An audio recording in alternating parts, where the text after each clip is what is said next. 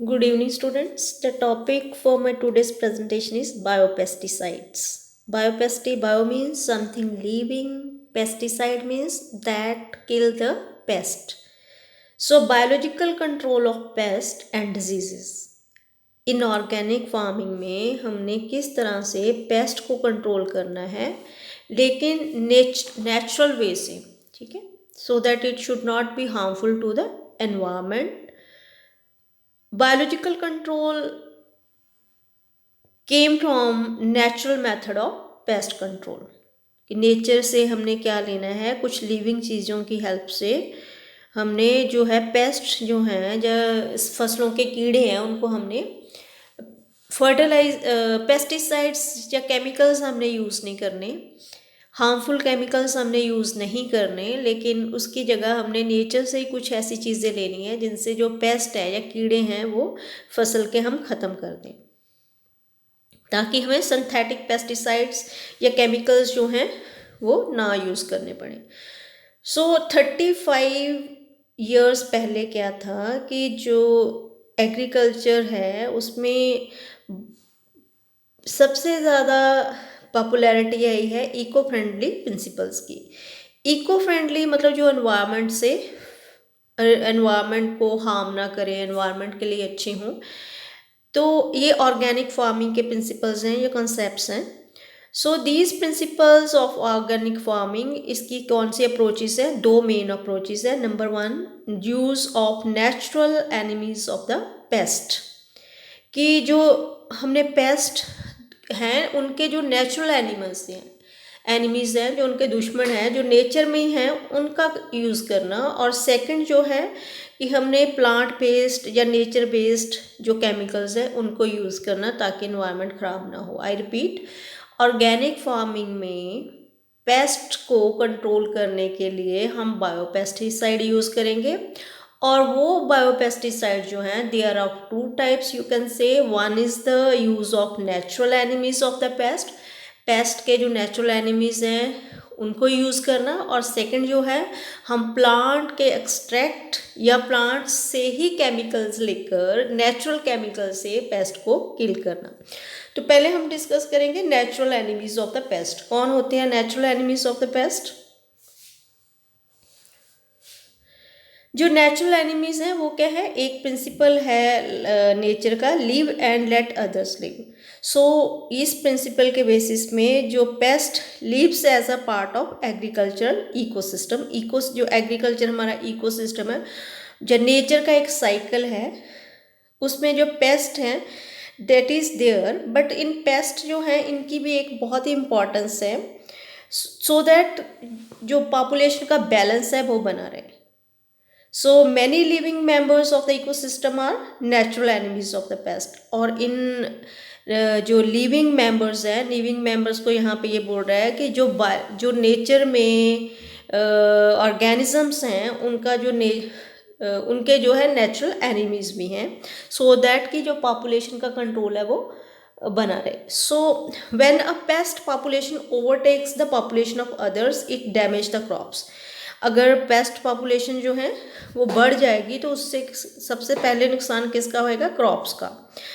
अगर पॉपुलेशन जो है उसके नेचुरल एनिमीज़ जो है वो नंबर उनका ज़्यादा है तो उससे क्या होएगा? पेस्ट की पॉपुलेशन कम हो जाएगी. So the pest damage can be easily and eco friendly minimize. तो इस तरह से हम पेस्ट जो है, जो कीड़े हैं जो फसलों को तबाह करेंगे, उनको नेचर में ही मिलने वाले हम जो बायोलॉजिकल कंट्रोल्स हैं उनके साथ हम कंट्रोल करेंगे. सो ये वाला जो कंसेप्ट है उसको हम बोलते हैं कि पेस्ट को हम नेचुरल वे से कंट्रोल करना है. सो इसमें हमने जो नेचुरल एनिमीज़ है वो कहाँ से आएंगे? वो बेसिकली हमने, क्योंकि उनके लार्ज नंबर हमें चाहिए, तो the batch of laboratory bread natural enemies. तो ये हम जो नेचर से ही लिए गए जो एनिमल्स हैं उनकी जो मल्टीप्लिकेशन हमने करवानी है वो लैब में करवाएंगे, लेबॉर्ट्री में करवाएंगे. उसके बाद हमने उसको रिलीज़ कर देना है. जो भी हमारी क्रॉप है, जो भी हमारा फील्ड है, किसके साथ? पेस्ट के साथ. एंड इससे क्या होएगा, जो उसका पेस्ट पॉपुलेशन है वो डैमेज हो जाएगी या अपसेट हो जाएगी, तो उसके साथ जो पेस्ट से होने वाली फसल को नुकसान है वो कम हो जाएगा। आई रिपीट, क्या होना है कि जो हमें यहाँ तक ये पता चल गया कि जो अगर नेचर में पेस्ट हैं तो उन पेस्ट के जो एनिमल्स भी हैं, पेस्ट को ख़त्म करने वाले भी एनिमीज़ हैं, क्योंकि जो नेचर की पॉपुलेशन का बैलेंस का ये लॉ है। लॉ क्या है? Live and let others live. अगर पेस्ट की पॉपुलेशन ज़्यादा है तो उसको कंट्रोल करने के लिए हम पेस्ट एनिमीज़ जो हैं, जो पेस्ट के दुश्मन हैं, उन वो पॉपुलेशन को हम बढ़ाएंगे। तो वो उसको हमने किस तरह से मल्टीप्लाई करना है? मल्टीप्लाई हम कहाँ करेंगे? उनको लैब में करेंगे। लैब में करने के बाद यहाँ पे भी हमने जिस क्रॉप में भी हमने पेस्ट को कंट्रोल करना है उसमें छोड़ दिया जाएगा, और उससे क्या होएगा, पेस्ट की जो पॉपुलेशन है वो कम हो जाएगी। तो हम थोड़ा डिटेल में अब जाएंगे कि ये नेचुरल एनिमीज है कौन बेसिकली, जो कि पेस्ट को कंट्रोल कर रहे हैं। So in this slide you can see जो नेचुरल एनिमीज हैं उनके अलग अलग कैटेगरीज है। इसमें आप दो कैटेगरी देख रहे हो, एक है प्रीडेटर्स, एक है पैरासिटॉइड्स। प्रीडेटर्स क्या है? प्रीडेटर वो होते हैं जो शिकार करते हैं, शिकारी बोल सकते हैं आप लोग। सो यहाँ पे इसने क्या डेफिनेशन लिखी है? They are such animals which eat the entire body of the pest. वो वाले एनिमल्स जो कि पेस्ट को खा जाएंगे उनको हम बोलेंगे predators. So the predator reduce the population of paste. So predators क्या करते हैं? वो पेस्ट की पॉपुलेशन को कम करते हैं by surviving on the egg और लार्वा ऑफ द पेस्ट। ठीक है, उसका जो पेस्ट का लार्वा है, जो पेस्ट है उसकी अलग अलग स्टेजेस होती है ना। फुल जब वो पेस्ट के फॉर्म में आता है तो उसकी एग है या लावा है, तो ये एग और लावा पेस्ट के जो है उसके ऊपर फीड करते हैं।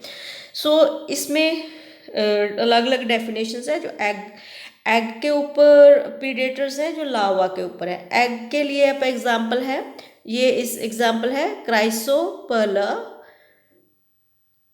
कार्निया, इसकी स्पीशीज है। और कॉकेलेडी बीटल्स और एंड्स, ये सारे क्या हैं? ये सारे जो हैं किसको खाएंगे? ये पेस्ट के एग्स को, एंट और बीटल्स।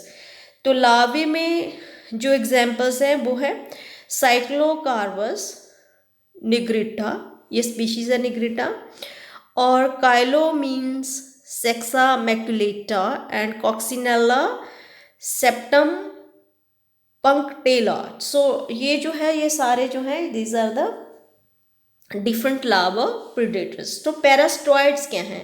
जो पैरास्टॉइड्स हैं इनको हम बोलते हैं परजीवी। परजीवी क्या है? जो कि वो वाले animals that live by parasitizing the pest, जो पेस्ट के अंदर जो है रहेंगे, पैरास्टाइज करेंगे, and thereby reducing their damage depend on the stage of the pest attacked by these pre parasitoids. ये पेस्ट के अंदर रहेंगे पैरास्टॉइड्स, ठीक है। लेकिन एक टाइम ऐसा आएगा कि ये जो पेस्ट है उसको क्या करेगा?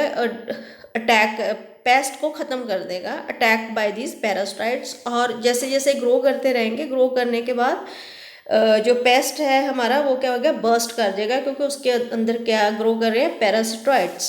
सो पैरास्टॉइड्स जो है उसमें भी अलग अलग हैं। एक है एग पैरास्टॉइड्स, एक है लार्वा पैरास्टॉइड्स। सो एग में ट्राइकोग्रामा की स्पीशीज हैं, ट्राइकोग्रामा और टीलोनोमस, इसकी सारी स्पीशीज जो है that is the egg predators. और लार्वा में मोस्टली है लॉटिमा जेविनेंसिस एंड कॉटेसिस फ्लैपाइस एंड हाइपोसॉटर डिडिमेटर एंड ब्रैकन हेप्टर। सो ये जो एग्जाम्पल्स है ये किनकी हैं? ये सारे जो है पेस्ट के जो हैं, मोस्टली इंसेक्ट्स जो हैं, इनके जो हैं ये पैरास्टॉइड्स हैं, लार्वा के हैं। और इसके बाद पैरास्टॉइड्स में जो लार्वा हैं, थर्ड इज प्यूपा। प्यूपल, जिसको प्यूपा स्टेज आती है ना, एग, लार्वा और प्यूपा। जो प्यूपा को ख़त्म करते हैं वो हैं हमारे Platygaster oryzae, Brachymeria nostoi, Tetrastichus pipivora and Tetrastichus israeli. So pathogens क्या है, ये हमारी एक कैटेगरी होगी। एक हमने फर्स्ट कैटेगरी कौन सी की है, फर्स्ट कैटेगरी हमारे प्रीडेटर्स है जिनको हम शिकारी बोलेंगे। पैरास्टोइड जो है वो परजीवी हैं। और पैथोजन क्या होता है, ये मोस्टली जो माइक्रोऑर्गेनिजम्स होते हैं, सूक्ष्म जीव होते हैं जो कि पेस्ट को इन्फेक्ट करते हैं और उसमें डिजीज़ कॉज करते हैं, सो दैट उनकी जो एक्टिविटी है वो स्लो हो जाए या फिर उसको मार दें। तो पैथोजन क्या हुआ, वो वाला माइक्रोऑर्गेनिज्म जो कि पेस्ट को किल करेगा, उसको हम पैथोजन बोलेंगे। तो ये माइक्रोऑर्गेनिजम्स कौन से हो सकते हैं, बैक्टीरिया होएगा, फंगस होएगा, वायरस हो सकता है, तो निमाटोड्स भी हो सकते हैं। तो एग्जाम्पल क्या है, जो एग के पैथोजेंस हैं, जो एग को क्या करेंगे, खाएंगे या एग को किल करेंगे, that is the Verticillium lecanii and Fusarium species. ठीक है, ये फंगस की स्पीशीज़ है। लावा पे कौन है, बैसिलस पेपली। ठीक है, लावा को कौन खाता है, बैसिलस, ये बैक्टीरिया है। मेटाराइजम अनाइसोप्लाई एंड न्यूमेरिराइलेजी और एनपीवी जो है न्यूक्लियर पॉलीहिड्रेट वायरस, ये वायरस है। जैसे और भी वायरसेस है, जैसे ग्रेन्युलोसिस वायरसेस में आते हैं। बैसिलस थुरिनजेनेसिस जिसको हम शॉर्ट में BT से लिखते हैं, BT बोलते हैं। And then is the Steinernema species जो है ये निमाटोड की स्पीशीज़ है। तो ये सारे क्या करेंगे, किसको किल करते हैं, ये माइक्रोऑर्गेनिजम्स जो कि वायरसेस हैं, बैक्टीरिया है, फंगस हैं, जो अभी मैंने नाम लिए आपको, ये सारे लावा को किल करते हैं। सो द पेस्ट को नेचुरल एनिमीज़ के साथ किल करने को हम कहते हैं the biological control of the pest. So these are different names. आप थोड़ी प्रैक्टिस करेंगे तो आपके लिए इतने टफ नहीं होंगे। ठीक है, ये मैंने आपको बोल के बता दिया है, तो उसको स्पेलिंग्स जो हैं आपने हमेशा जो जैसे यहाँ पे बैसिलस थुरिनजेनेसिस है तो B कैपिटल रखना है, और स्पीशीज़ का नाम जो थुरिनजेनेसिस है उसका T क्या रखना है, हमेशा स्मॉल रखना है। तो यहाँ पे अभी हमने जो किया है ये है हमारे 3 तरह के बायोलॉजिकल कंट्रोल्स। अब जो है होस्ट स्पेसिफिसिटी या adequacy of the population of natural enemies, the favourable climatic conditions जो हैं वो कैसी होनी चाहिए, इनको डिस्कस करने से पहले मैं डिस्कस करूँगी कि हमने जो control of paste by natural enemies हमने कैसे करना है, और इसको थोड़ा सा बढ़ाएंगे कैसे करना, कैसे हमने नेचुरल एनिमीज़ के, जैसे detail of study of the natural enemies, ये 2000 की स्टडीज़ हैं कुछ। ठीक है, इसमें जो स्पाइडर पॉपुलेशन है राइस में, ये जो है affected by the monocrotophos application and least affected with neem seed kernel extract. या फिर जो पैरासिटिक निमाटोड्स हैं ये कंट्रोल हुए हैं बाय माइलोक्यूलस माइनर से। इसी तरह से एक और स्टडी है जो खान एंड गोस्वामी 2000 में की है, दैट इज़ द ये Paecilomyces lilacinus inhibited the emergence of juvenile egg, कौन से निमाटोड के, म्लैडोगाइनी आइकोग्निटा। इसी तरह से जो एलमंड्स, ग्रीन ऑफ एलमंड्स है, that is controlled by the natural enemy. Natural enemy का नाम क्या है, coccinella septempunctata and then is the chrysoperla carnea. इसी तरह से control of gundhi bug in upland rice was also noted in 1999। और 2000 में जो था एक प्रीडेटर्स देखा गया to feed the leaf folder larvae of the rice, जो है इस डिजीज़ को कंट्रोल करने के लिए भी हमने यूज़ किया है। तो इसको हमने करना कैसे है, ये हमने चलो कुछ एक स्टडीज़ हैं। तो जैसे हमने ट्राइकोडर्मा, मैंने टिग्रामा चिलोन्सिस, ठीक है, ये हमने अभी किया है। इसको हमने क्या करना है, इसको हमने रिलीज़ करना है, कितना, 50,000 अडल्ट्स पर हेक्टेयर रिलीज़ हमने करने हैं। तो totally 8 release with the gap of 10 days, 10 दिन के बाद हमने 50,000 जो है टिग्रामा जो हैं उनको हमने रिलीज़ करना है। तो कब हमने कर रिलीज़ करना है, 45th day after planting sugarcane shoot borer. अगर शुगर केन शूट बोरर जो है उसे हमने रिड्यूस करना है। तो इसको अगर हम 45 दिन की प्लांटिंग के बाद अगर इतनी मात्रा में 50,000 रेट पे हम छोड़ेंगे तो इसमें क्या है, ये शुगर केन शूट बोरर जो है इसकी डिजीज़ जो है वो ख़त्म हो जाएगी। इसी तरह से ट्राइकोग्रामा जो जैपोनिकम है, इसको अगर हमने इसी शेड्यूल से मतलब 50,000 अडल्ट जो अगर per hectare 60 days after planting जो है अगर हम छोड़ेंगे तो इससे क्या होएगा, जो टॉप बोरर है शुगर केन का उसको हम कम कर पाएंगे। इसी तरह से बैसिलस पेपली है। बैसिलस पेपली क्या है, ये एक बैक्टीरिया है। इसको हम सॉइल में अगर अप्लाई करेंगे, कितना अप्लाई करना है, 0.5 kg पर हेक्टेयर, किसके साथ, मैन्योर के साथ। उससे क्या होएगा, जो ग्रब की इंसिडेंस, वाइट ग्रब डिजीज़ है उसके इंसिडेंसेस क्या है वो कम होंगे। इसी तरह से अगर हम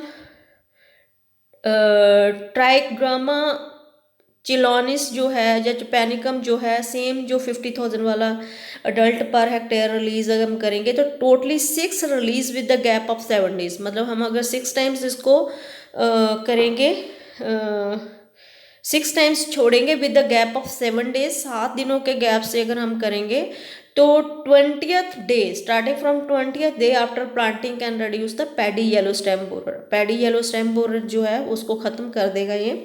इसी तरह से अगर हम जो है, ये सारे नेचुरल जो है क्राइसोपर्ला कॉर्निया जो है, क्राइसोपर्ला कॉर्निया है, इसके अगर हम 14,000 लार्वी छोड़ेंगे सकिंग पेस्ट के साथ, तो उसके साथ कॉटन क्रॉप के में, तो ये इसके साथ भी सकिंग पेस्ट जो है वो ख़त्म हो जाएंगे। बैसिलस थ्रोनजेनेसिस मैंने बताया है, इसको डेल्फिन करके ये आता है मार्केट में। अगर हम इसको 1 kg पर hectare at the appearance of इराइज स्पीशीज़, जैसे ये राइस स्पीशीज़ आपको दिखने शुरू हो जाए, उसमें अगर हम 1 kg पर हेक्टेयर जो है बैसिलस थ्रोनजेनेसिस अप्लाई कर दे तो इससे क्या होगा, कॉटन क्रॉप जो है उसको बॉल वॉर्म, जो सबसे ज़्यादा डिजीज़ जो है कॉटन की है, तो बॉल वॉर्म से हम इसको बचा सकते हैं। इसी तरह से हेलिको वर्पा एमिगीरा जो है कॉटन का, उससे उसको भी हम वायरस से कंट्रोल कर सकते हैं। वर्टिसिलियम लिसानी जो है, इससे भी हम कंट्रोल कर सकते हैं अगर इसके स्पोर्स, ठीक है, इसको हमने स्पोर्स लेने, इसके स्पोर्स हमने 5 × 10⁻11 पर हेक्टेयर अगर लेंगे तो उससे क्या है, सिट्रस की डिजीज़ खत्म हो जाएगी। इसलिए टीलोनोमस रीनस जैसे है या फिर NPV है, ये हम कंट्रोल कर सकते हैं। So students, in this lecture we have covered the natural biological control of the biopesticide. You can say we have done the biopesticides and natural control of the pest. So in anything not clear, please feel free to talk to me. Thank you.